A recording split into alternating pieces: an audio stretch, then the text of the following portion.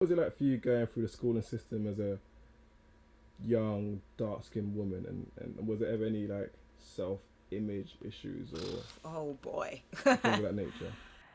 Um, yes, so I had quite a few things to contend with when I was coming up through the schooling system.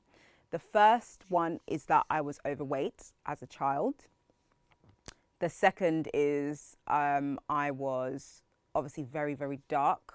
Not very, very dark. A darker skinned hue than most black people. We come in different shapes and sizes and colors and shades, but I'm in the darker spectrum. And also, I didn't really have very good hairstyles. I feel like my hairstyles were corny as hell. So those are three things that I feel like worked against me because one, being darker back then was quite simply not in fashion. It just wasn't in fashion. You weren't seen as desirable, you weren't seen as attractive. So if you top that off with a girl who's darker skinned and not desirable or attractive, then you add the fact that physically you're not what would the guys in school would deem as attractive because you know you're carrying a few extra pounds. It becomes not a quite so not enjoyable experience. I don't even know if that's English, but it just wasn't a very enjoyable experience. And I remember, I will always remember this because obviously now my mindset has changed so much and I love being the skin tone that I am. And in fact, I want to be as dark as possible. Was that I used to go and buy like skin lightening creams when I was in school because I wanted to be lighter. I wanted to be like the lighter skin girls in school. So I would go to like, you know, the black hair shops or the Asian hair shops, and I would go and buy these creams that I would wear every day because I wanted to be lighter. And I think actually I did end up being a little bit lighter overall in terms of my skin tone as a result of it. I feel like when I was younger I was actually a little bit darker, but that might be the cause, or it might be just like the general weather and the fact that we don't really have access to that much sun.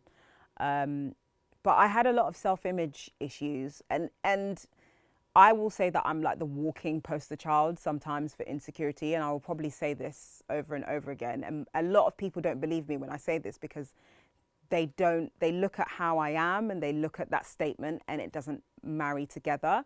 But that's because I'm a publicist, so I know how to present myself in the outward sense. But I was, and I still am, very insecure.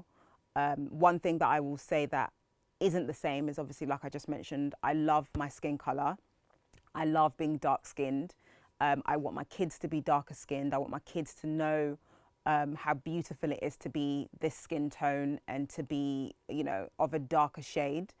I still have insecurities about my weight, but I just feel like with the weight and the skin tone and just the fact that, and being African as well, that was like a major thing because during the time I was coming up, being African was just about the uncoolest thing that you could be in school.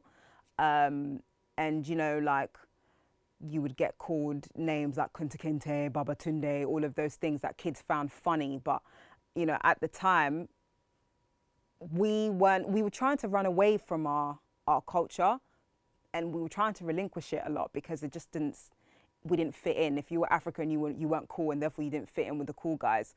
And therefore, like a lot of people who were African, all of a sudden became Jamaican, or they became like, Well, they you, changed their names. they changed their names, or they were Bayesian, or they came from the island somewhere, or they had some distant uncle that was Jamaican. I mean, it's like any opportunity to like relinquish your African culture. And it's flipped because I love being African. I embrace it now. I welcome it. I love the food. I love the culture. I'm originally from Ghana. I go to Ghana as much as I can.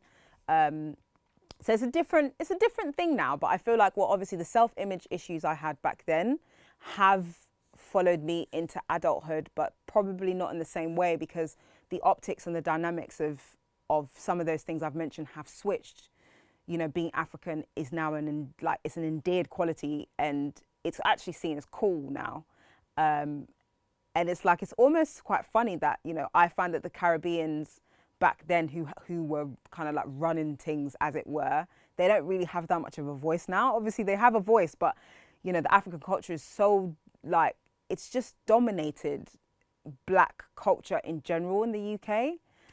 So it's a pride that I have now rather than trying to relinquish it. And the you know my skin tone, I embrace it rather than you know trying to lighten it. And I think as a person, I just have to get over those kind of self-image insecurities I have about being overweight and, you know, back then just not being, I didn't get any guys who were interested in me. I didn't have anyone who had any crushes on me. I was always like the best friend to all the guys, you know, and I had boyfriends much later in life because of it.